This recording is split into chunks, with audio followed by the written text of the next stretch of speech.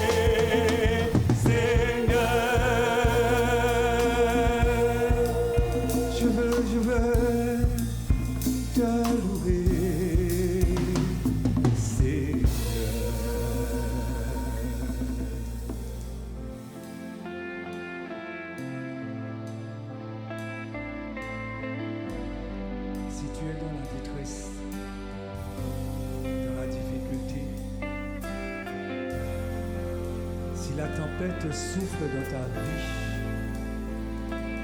ou dans ton foyer, sache qu'il est le Dieu de l'impossible. Confie-toi en lui. Mets ta foi en lui. Et chante avec moi. Loue-le. Dieu peut faire infiniment et au-delà.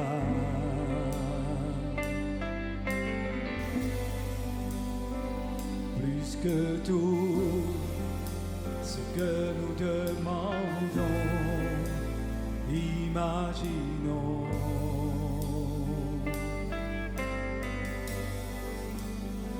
Ses promesses, oui et amen, se réalise.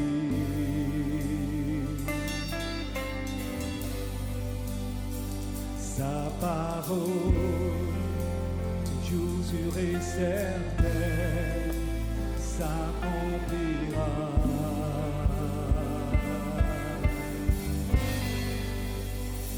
Car il est puissant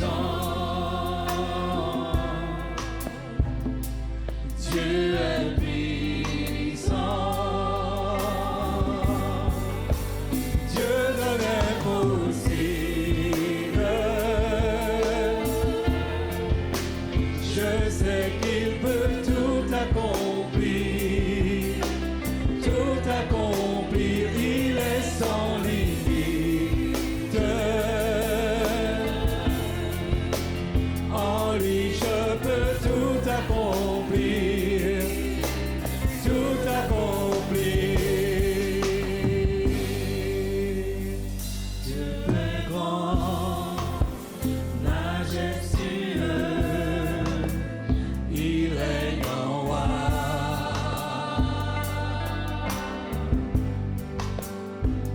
Il ordonne et calme les tempêtes, il a tout pouvoir.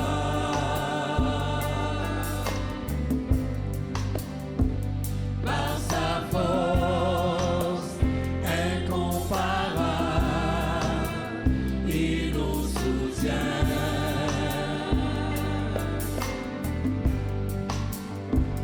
À savoir, tout ce qui était mort revient à la vie.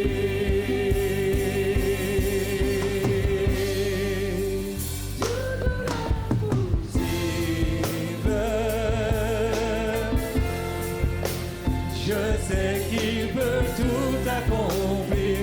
Oui, oui, il est sans limite.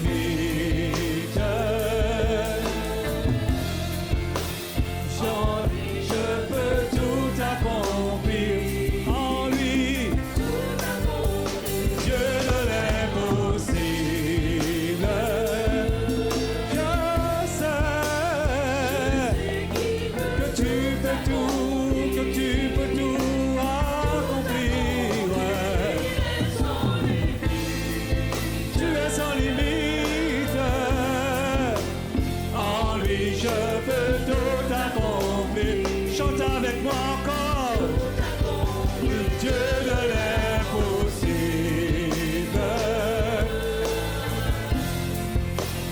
Je sais qu'il peut tout accomplir, tout accomplir. Il est sans limite. En lui je peux tout accomplir, tout accomplir.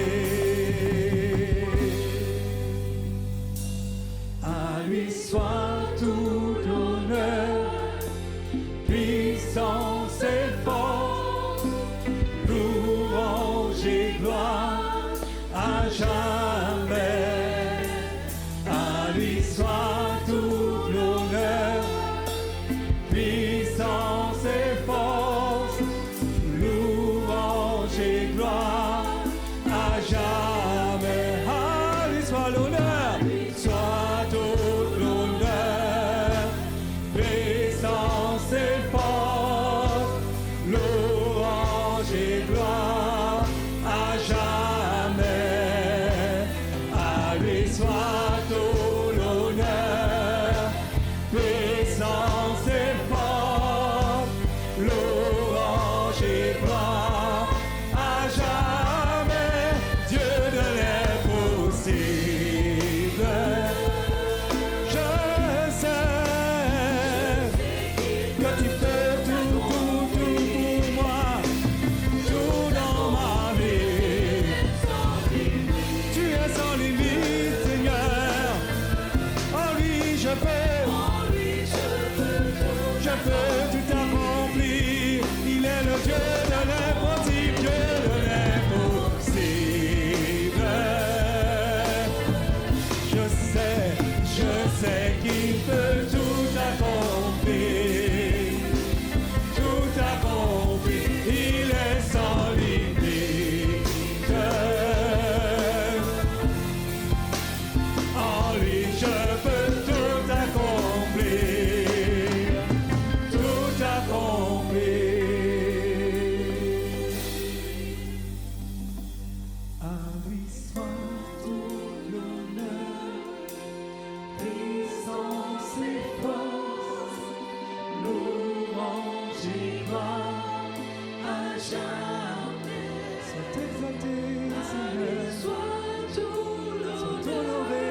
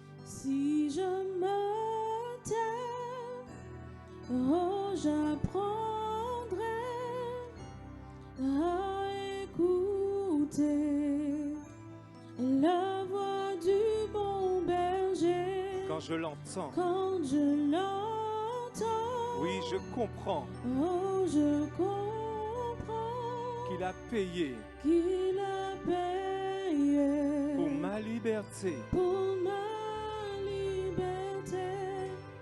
Quand je t'ouvre mon cœur, je te vois, Seigneur. Jésus, Quand je t'ouvre mon cœur, je t'entends me parler. parle-nous ce matin, Jésus. Et ta voix dans mon Parle-nous ce cœur, matin, Seigneur. toujours Jésus. dans et ta vie à chaque heure Oui, Jésus. coule comme un torrent. Si je me tais, Oui, Seigneur. oh, j'apprends Je veux apprendre, Seigneur, à écouter la voix du bon berger. la voix du bon berger. Quand je l'entends, Quand je l'entends, oh, je comprends merci, Jésus. qu'il a payé pour ma liberté. Quand je t'ouvre mon cœur, Je te vois, Seigneur. je te vois, Je veux te voir ce matin, Seigneur. Quand je t'ouvre mon cœur, je t'entends. Oui, Seigneur. me parler. Parle-nous encore, Jésus. Et ta voix dans mon cœur, Oh, Papa. toujours d'amour. Et ta vie à chaque heure coule comme Quand je un t'ouvre mon cœur, torrent. quand je t'ouvre, Quand je t'ouvre mon ouvre-lui ton cœur ce matin. je te vois, Il veut te parler. Seigneur. Quand je t'ouvre mon cœur, je t'entends me parler. Et ta voix dans mon cœur, toujours d'amour. Et ta vie à chaque heure coule comme Oui. un torrent. Coule, Seigneur, coule. Coule, Coule sur nous. coule, Coule sur ton peuple ce matin. coule comme un torrent. Que ta vie coule, Seigneur.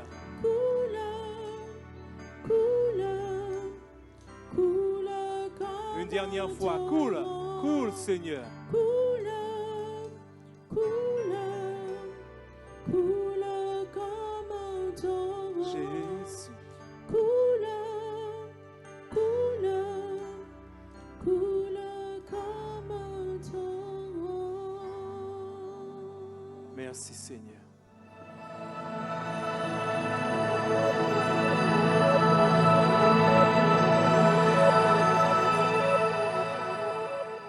Bonjour bien-aimés, que Dieu vous bénisse abondamment.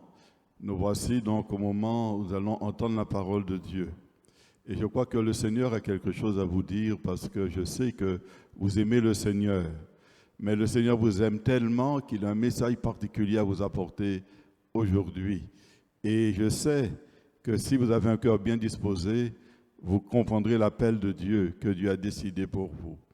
Et le thème d'aujourd'hui, c'est « Entre dans le lieu secret ». Entre dans ta chambre. Il est vrai que nous faisons beaucoup de choses pour Dieu et nous avons tellement soif de recevoir plus de lui. Mais lui aussi, il a un désir. Lui aussi, il a une aspiration. Lui aussi, il attend quelque chose de nous. Et ce qu'il attend, c'est que nous puissions être en communion avec lui. Être dans cette relation qui permet que nous lui parlons, mais aussi nous apprenons à l'écouter. Et pour l'écouter, il faut entrer dans cette intimité qu'on va appeler le lieu secret. Et nous devons comprendre que c'est comme si nous entendons l'appel de Dieu qui nous dit « Cherchez-moi et vous me trouverez ». Je crois que c'est le message que Dieu nous laisse ce matin. « Cherchez-moi et vous me trouverez ». Et où le chercher? Eh bien, dans le lieu secret. C'est là que Dieu nous attend parce qu'il désire trouver en nous cette disposition de cœur de pouvoir dire « Père éternel, Tu es celui que je désire le plus au monde.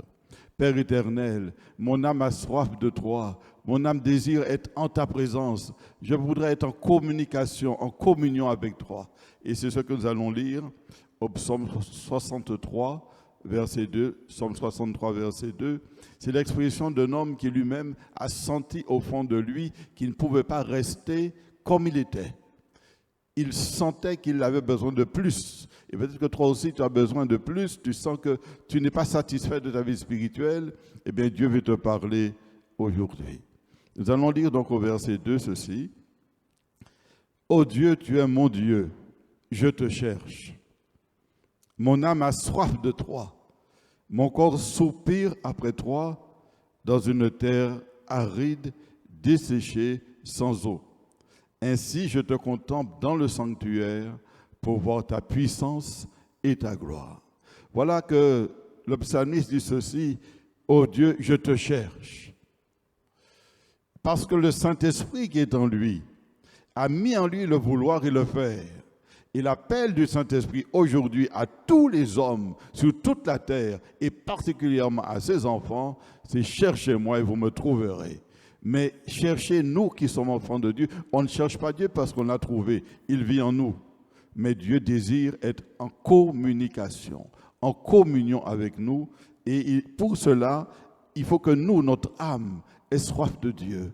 Vous savez, quand une terre est assoiffée, vous savez que la Guadeloupe est en pénurie d'eau. Et la terre est assoiffée. Quand l'eau arrive, elle aspire l'eau parce qu'elle a soif d'eau. Eh bien, Dieu désire que nous ayons aussi cette soif, parce qu'il dit, dans une terre aride, desséchée, sans eau, mon âme soupire après toi. Et quand nous soupirons après Dieu et qu'on se tient dans ce désir de Dieu, Dieu se révèle. Dieu se révèle. Et c'est pourquoi David disait, je te contemple dans le sanctuaire pour voir ta puissance et ta gloire. Quand nous cherchons Dieu, Dieu se rapproche. Quand on frappe à sa porte, il ouvre. Quand nous ouvrons notre cœur, il se révèle. Il se révèle dans sa puissance et dans sa gloire. Dieu nous invite donc à le chercher assidûment, avec persévérance. Lorsque vous perdez vos clés de voiture et que vous avez besoin de partir, vous cherchez où se trouve la clé et vous cherchez jusqu'à ce que vous puissiez la trouver pour enfin partir. De même, nous devons chercher Dieu de telle façon qu'on le trouve.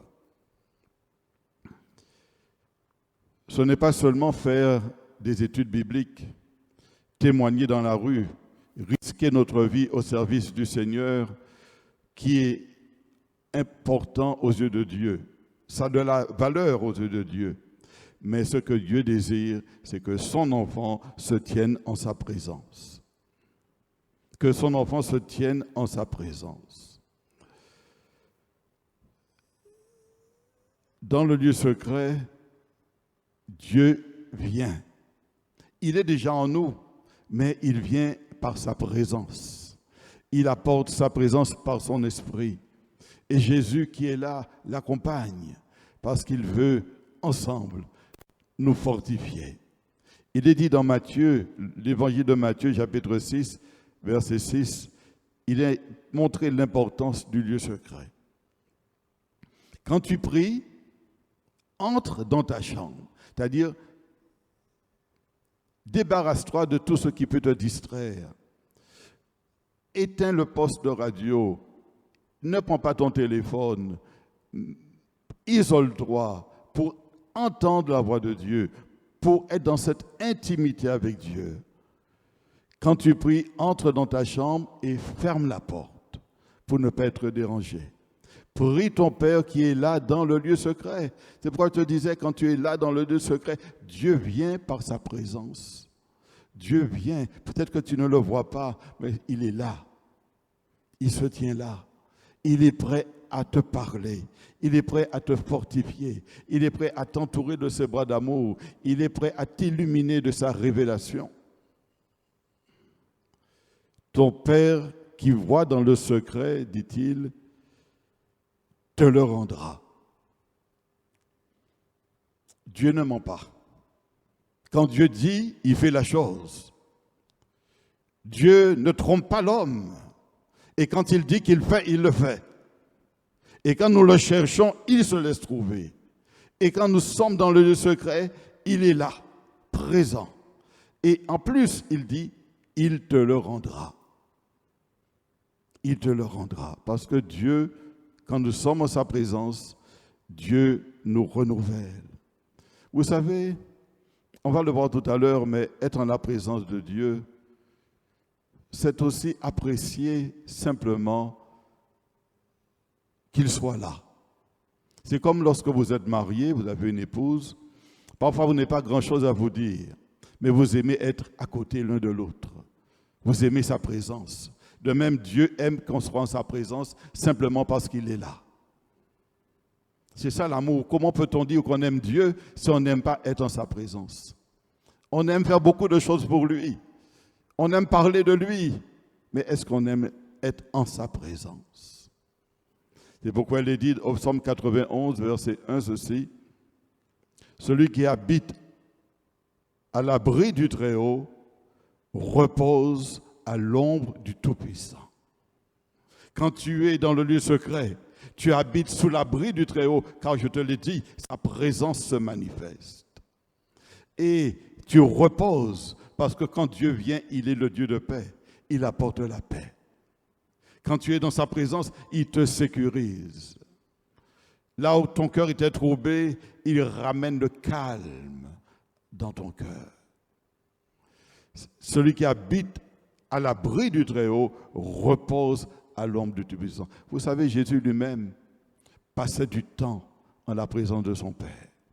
Et il disait, je ne fais que ce que le Père me montre. Je ne dis que ce que le Père me dit de dire, parce qu'il avait reçu la communication du ciel. Et Dieu te demande aujourd'hui de rester au pied du Seigneur pour écouter la communication du ciel. C'est dans le lieu secret que Dieu nous invite à le chercher, dans le calme, avec un esprit apaisé. Il faut faire du... Quand tu entres dans le lieu secret, tu te libères de tout ce qui te préoccupe. Tu laisses ton esprit s'apaiser et se tourner vers Dieu. On peut se précipiter à prier, à louer le Seigneur, mais la présence de Dieu et l'onction de Dieu ne vient que dans le calme. Et quand tu trouves une écoute attentive, je reprends. Tu peux être tenté, je suis là dans le secret, je vais invoquer le Seigneur, je vais lui faire part de tous mes besoins, je vais le louer.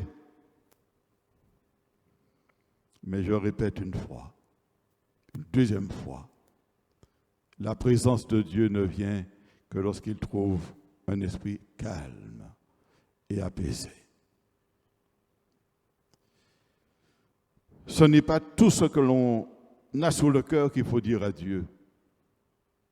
On va le lire dans le livre des Proverbes, chapitre 17, verset 27. Livre des Proverbes, chapitre 17, verset 27, il est dit ceci. Celui qui retient ses paroles connaît la science. Et celui qui a l'esprit calme est un homme intelligent. Dans un monde agité, dans un monde troublé, lorsqu'on a tellement d'informations et quand on rentre à la maison fatigué, il y a un lieu, un oasis de paix. C'est le lieu secret.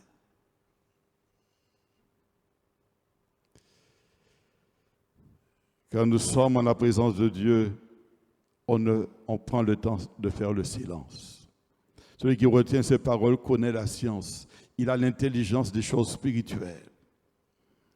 Celui qui a l'esprit calme est un homme intelligent parce qu'il sait qu'il pourra écouter la voix de Dieu. Il pourra recevoir la présence de Dieu. Il pourra être au bénéfice du royaume de Dieu. Dieu n'agit jamais quand il trouve un cœur troublé et agité. Parce qu'il dit, ne crains point, ne promène pas des regards inquiets, car je suis ton Dieu. Donc il attend que tu sois apaisé, que tu sois serein. Et cette sérénité ne se trouve qu'en sa présence. Nous tenir en silence devant le Seigneur nous apporte l'onction et le renouvellement. Si vous parlez tout le temps, vous ne pouvez pas recevoir la puissance de Dieu. Quand on se tait, on apprend à demeurer tranquille. Et quand nous sommes tranquilles, le Saint-Esprit peut commencer à nous dire, mon enfant, je suis là.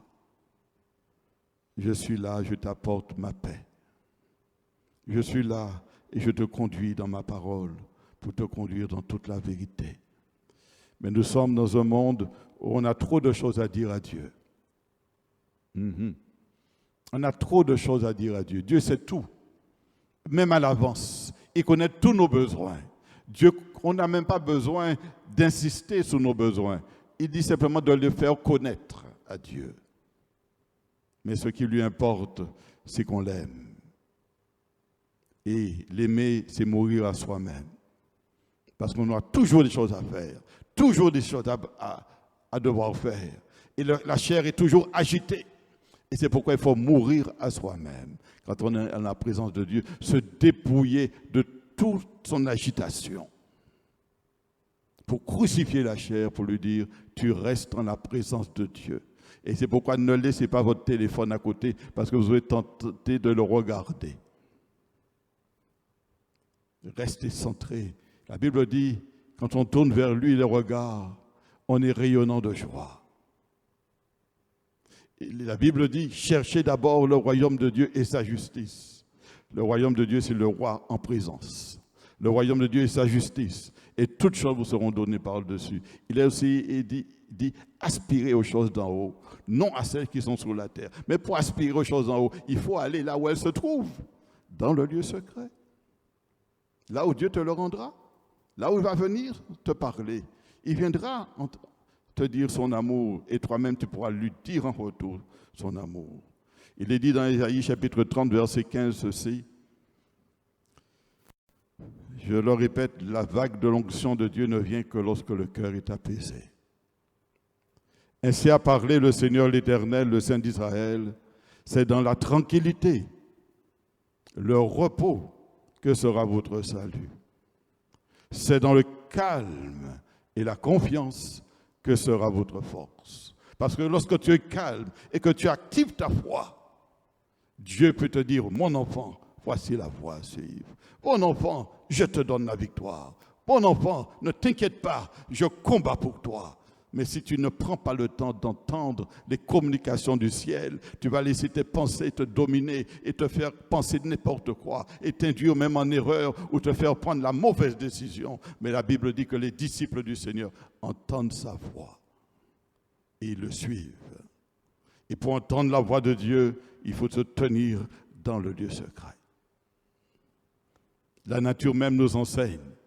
Nous avons 2 oreilles pour écouter, mais on a une seule bouche. C'est pourquoi il faut réfléchir avant de parler devant Dieu et prendre le temps d'écouter.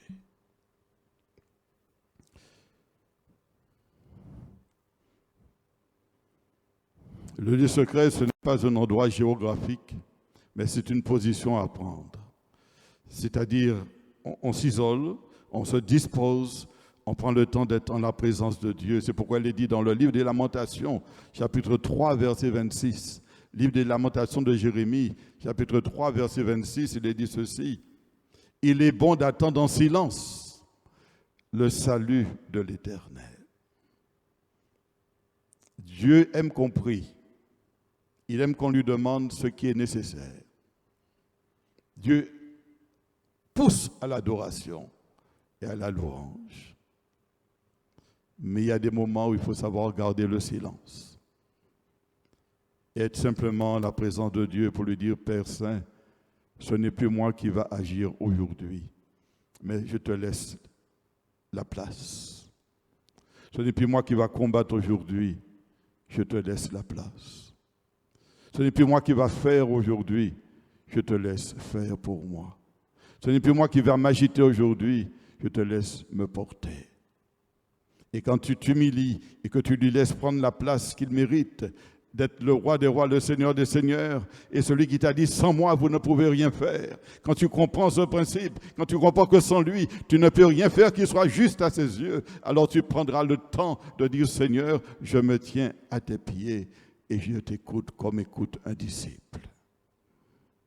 Ésaïe même dit au peuple à la fin des temps, il le dit dans Ésaïe chapitre 41, verset 1 ceci.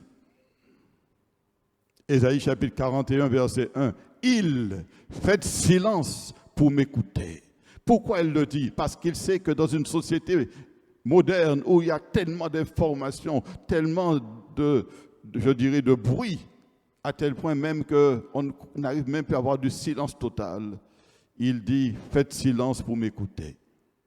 Que les peuples raniment leur force, qu'ils avancent et qu'ils parlent, approchons pour plaider.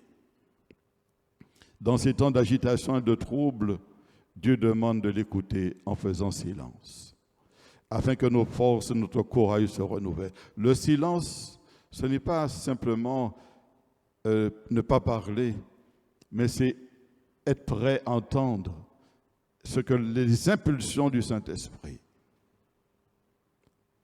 à comprendre où le Saint-Esprit veut nous diriger. Et peut-être qu'il te dit simplement, quand tu viens à la présence de Dieu, pour arriver à te libérer de ce fardeau, il te dit, bon, apporte une louange à Dieu. Glorifie le Seigneur.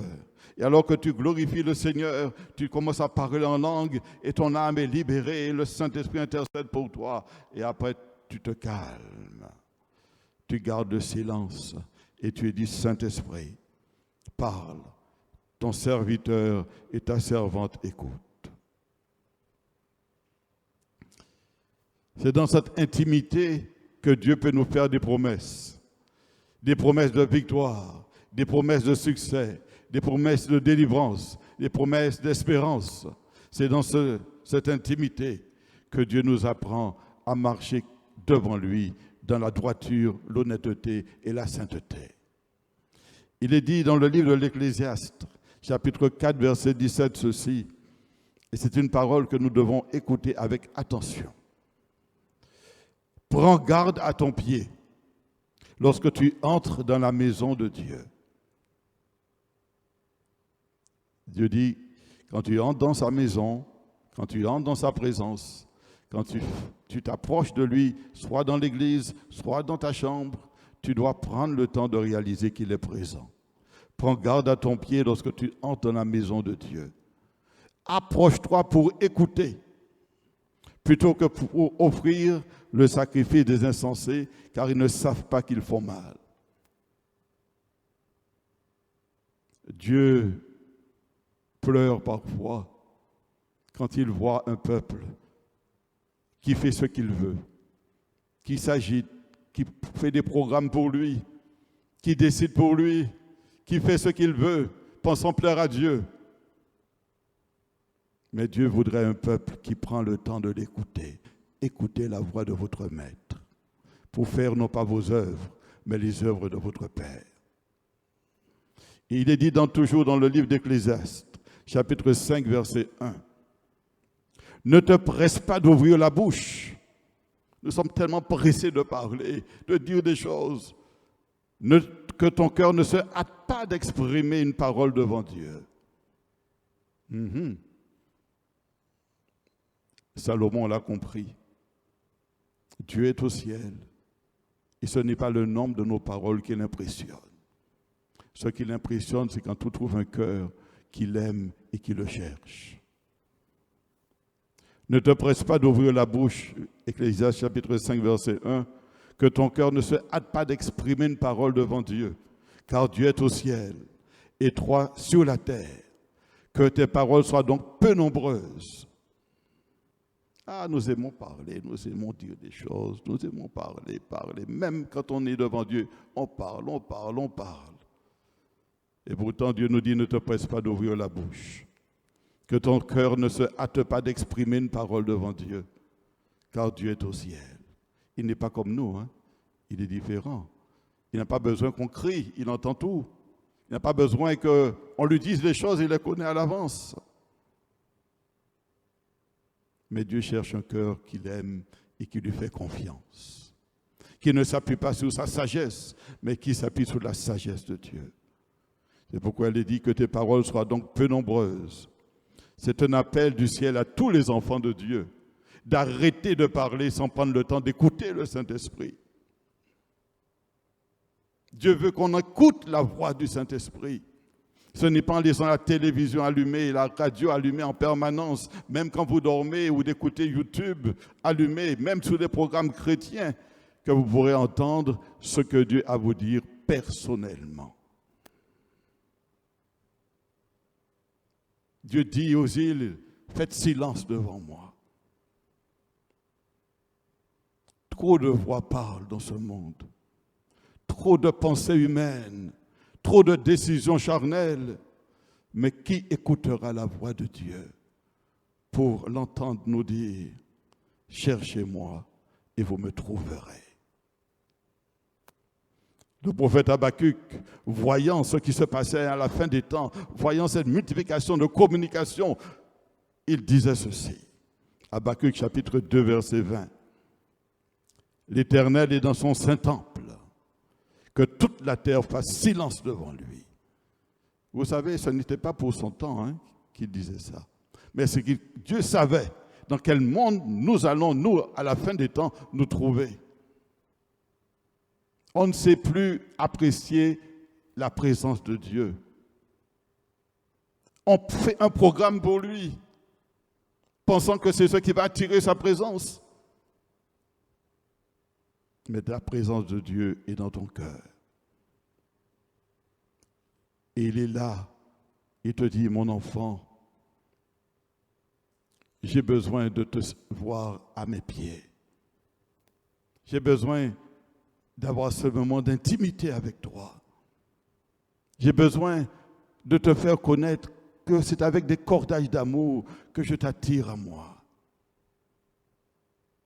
J'ai besoin de te dire, mon enfant, ne promène pas des regards inquiets. Je suis ton Dieu, je viens à ton secours. Mais viens à mes pieds. Viens recevoir ma paix.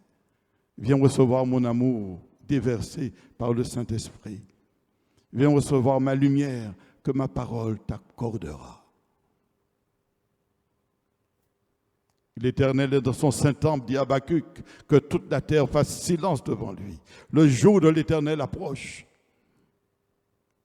Et seul celui qui aura aimé la présence de Dieu et pris le temps de l'écouter sera préparé pour la venue du Seigneur.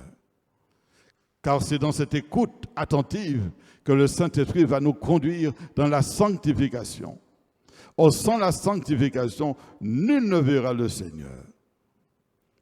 C'est en écoutant la voix de Dieu que l'on apprend à l'écouter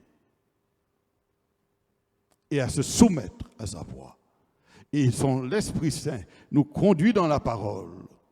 Et la parole nous montre ce qui est juste et agréable aux yeux de Dieu.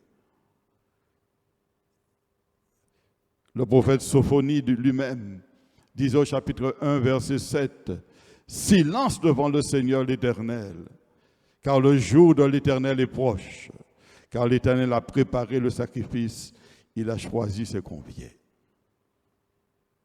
Comment entendras-tu l'appel du ciel? Comment vas-tu entendre les trompettes de Dieu si tu ne laisses pas le Saint-Esprit te parler? Si tu n'apprends pas à communier avec le Saint-Esprit, si tu n'apprends pas à échanger avec ton Père qui a fait les cieux et la terre, le jour de l'Éternel approche et Dieu a préparé le sacrifice. Il a choisi ses convives.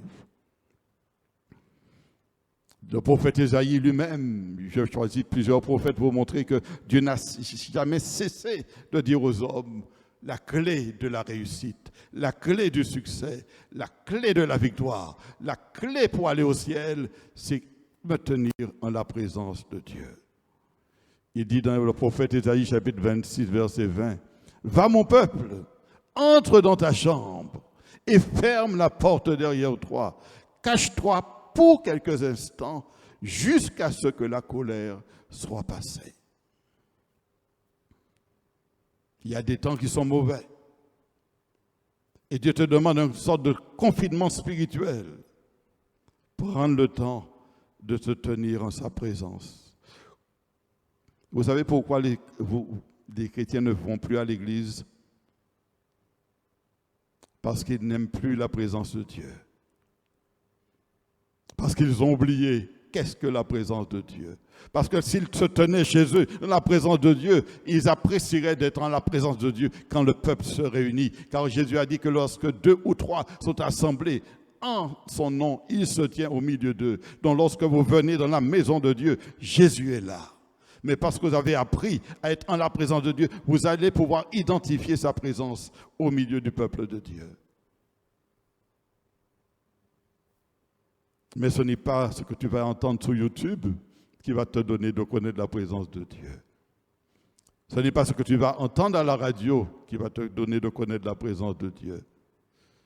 Mais lorsque tu te tiens comme un disciple au pied du Seigneur et lui dis, Seigneur, prends-moi par la main et conduis-moi dans le sentier de la justice à cause de ton nom. Souvent, notre vie chrétienne consiste à prier, à faire ceci, à faire cela, plutôt que rester dans le calme, en silence, dans l'attente du Seigneur. Tu as soif de plus de Dieu, tu veux recevoir plus de Dieu, tu veux connaître plus de Dieu. Mais il y a un chemin qui est étroit. Le chemin où il faut mourir à soi-même, à son agitation personnelle, pour dire, Seigneur, il y a 24 heures dans une journée, mais je vais te donner le meilleur de mon temps. Ce soir le matin, de préférence où je me tiens dès l'aube en la présence de Dieu, ou ce soir le soir, mais je prends le temps d'être en la présence de Dieu. Comment faire? Eh bien, comme je vous le disais, vous pouvez, dans un premier temps, louer Dieu, le célébrer, lui dire, Seigneur, j'aime ta présence, j'aime ton nom, j'aime que tu sois là, je suis amoureux de toi. Et dire au Seigneur votre amour, et après dire, Seigneur, je me tiens à tes pieds, comme une servante se tient aux pieds de son maître, pour écouter la voix de son Dieu. Il faut prendre le temps d'apaiser ses pensées, de concentrer ses pensées sur Jésus, de demeurer tranquille et d'entendre la voix de Dieu. Alléluia. Et c'est alors qu'il va se révéler à toi. Il te fera connaître le chemin, la vérité et la vie. Jésus lui-même nous a donné cet exemple. Dans l'évangile de Marc, chapitre 1, verset 35, il nous dit de lui ceci. Vers le matin, pendant qu'il faisait encore très sombre, il se leva. Il sortit pour aller dans un lieu désert où il se mit à prier. Pourquoi a-t-il été dans un lieu désert? C'est pour entrer dans sa chambre, dans le lieu secret. Il a reçu les instructions de Dieu. Il a pu parler avec son Père, communiquer avec son Père, et Dieu nous demande de faire comme lui. En conclusion, je dirais ceci. Il nous est vital de recevoir chaque matin une parole du Christ, comme une manne fraîche et de préférence avant le lever du soleil. Car l'homme ne vivra pas de pain seulement, mais de toute parole qui sort de la bouche de Dieu. Je reprends. L'homme ne vivra pas de pain seulement, mais de toute parole qui sort d'où? De la bouche de Dieu. Tu as besoin d'entendre la voix de ton Père. Tu as besoin de recevoir une vision, une révélation, un éclaircissement, un enseignement de la voix de ton Père. On ne peut pas vivre de la manne d'avant-hier, d'il y a un mois ou de hier. Chaque jour, une manne fraîche et nouvelle. Le Seigneur nous attend dès le matin. Il attend le moment où nous allons nous arrêter pour être en sa présence. Il est temps d'ouvrir nos paraboles pour être branchés vers le ciel, pour recevoir du ciel la paix et la grâce. Dans un monde agité et troublé, Dieu dit à tous les peuples, faites silence devant moi et écoutez-moi. Jésus revient.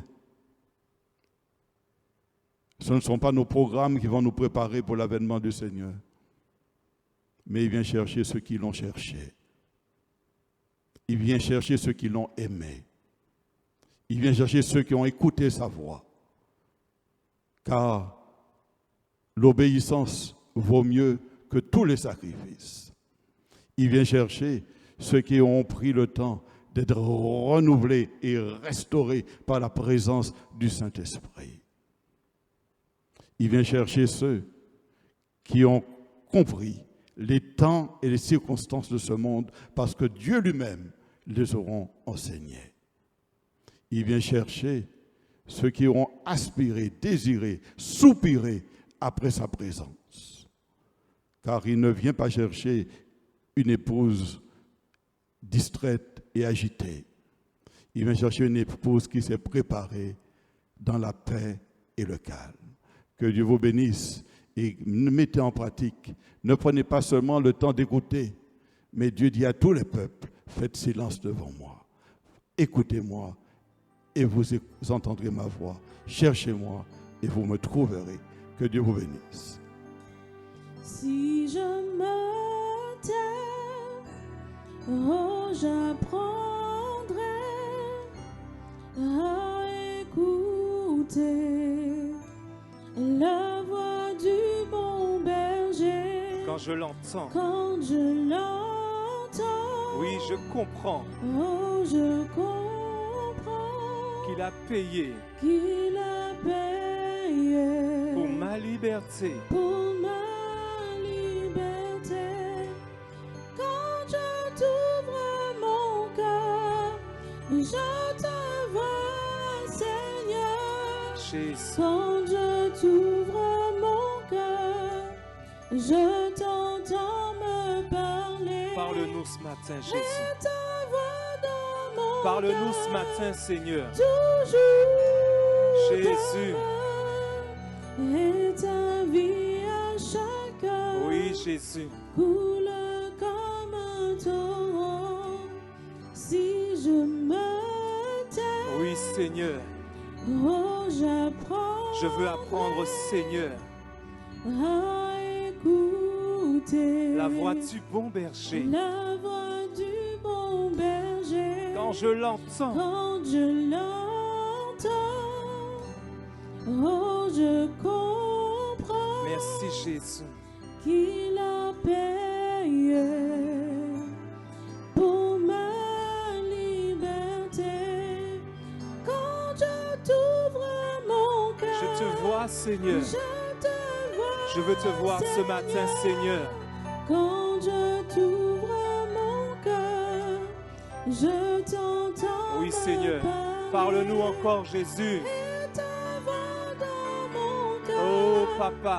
toujours d'amour.